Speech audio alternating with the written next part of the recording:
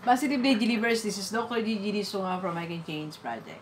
Magandang hapon sa lahat ng mga delivers natin. And sa first time po tayo mapanood sa YouTube channel, thank you very much. Please subscribe, click mo na po yan, Doc Gigi Sunga. Alright, so, one life rule from Jim Rohn. Yan, kakapanood ko po ngayon ng video ni Jim Rohn. Si Jim Rohn po kasi when I was starting my career as a speaker, so, most of yung mga words na sinasabi sa seminar, nakukuha ko sa kanya. So, very inspiring ang mga old videos ni Jim Rohn. Okay, so, ngayon, nakita ko ulit siya sa YouTube. Hindi niya channel, pero may ibang may channels. Pero, it came from him.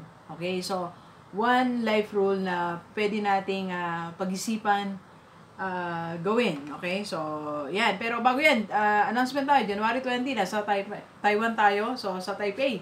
So, see you there, mga delivers. And if you want to advertise your business, pwede nyo po akong kontakin sa aking FB page, Dr. Gigi Sunga, or FB account, Gigi Sunga, or call me 0939-5254311. Okay. And, kahit malayo po kayo, kahit nasa ibang bansa, pwede ko pong i-advertise ang business nyo. Like, ngayon, may kausap tayo from Singapore. So, we'll be advertising her business. Kahit malayo. May paraan tayo. Just send me pictures, contact number. And if you want one-on-one coaching, pwede pong online or personal, to assist you sa inyong finances. So, on how to, start your investment or how to multiply your income. May 3x formula if you want to try it. So, sabihin ko po sa inyo yan. And sa lahat ng mga delivers natin sa Hong Kong, so meron tayong JCA International Corporation. So, if you want to have a side job, so kontakin nyo ako, i-refer ko kayo kila sir kung paano niya kayo matutulungan financially. Okay, so ano nga ba isang one life rule na pwede natin gawin? Sabi ni Jim Rohn po, ay produce more than what you need. Produce more than what you need. Okay? So, if you are working and your monthly expenses is, let's say, 20,000. So, you have to produce more than 20,000. Okay?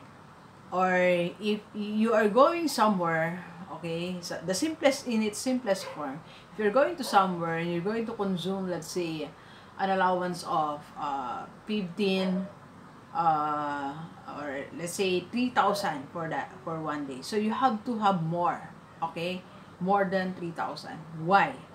That is to bless your family and to bless other people around you. So you have to have more. You have to bring more. You have to produce more.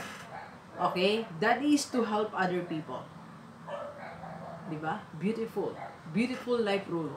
So, kaya nga hindi pwedeng sakto lang. Kaya pag tinanong mo yung mga tao na, kumusta, how's your finances? Di ba sabihin nila sa atin, eto, sakto lang sweldo, minsan nga kulang pa eh. Pag kulang pa, lalong mahirap, di ba? So, ibig sabihin, hindi mo mapunan yung pangangailangan mo, so therefore, hindi ka na nakakatulong sa ibang tao. Kasi needs mo pa lang, hindi na pwede, di ba?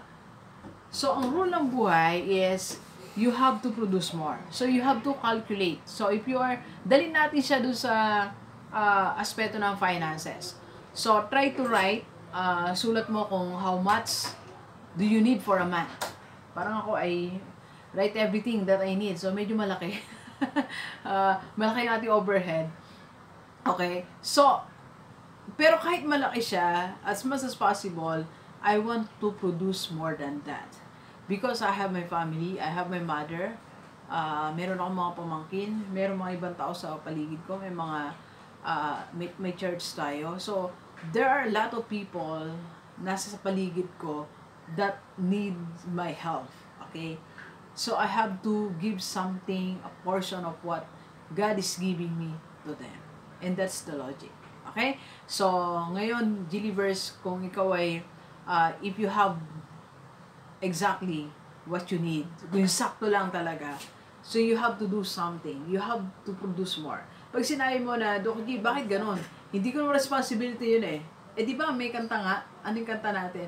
Walang sino man ang nabubuhay para sa sarili lang. Di ba? So, kaya may ganon eh, di ba? So, you have to produce more, okay? So, in order to bless other people. That's one life rule. Kaya pag may nanghingi sa atin, wag na tayo magulat. Eh, bakit nanghingi siya sa akin? Ba't hindi siya magtrabaho? Kasi in a way, may responsibility tayo. But not, okay? But not up to the point na na-abuse na tayo. Okay? So remember, one life rule from Jim Rohn, you have to produce more than what you need in order to bless your family, your friends, and other people around you. Okay? So, please share this video sa lahat mga kaibigan mo dito sa Pilipinas o kahit sa ibang bansa para sama-sama tayo babago at tumulad ng ating buhay. Alright, so thank you very much, Gilivers. Enjoy the rest of the day. Yan. Let's go, let's go.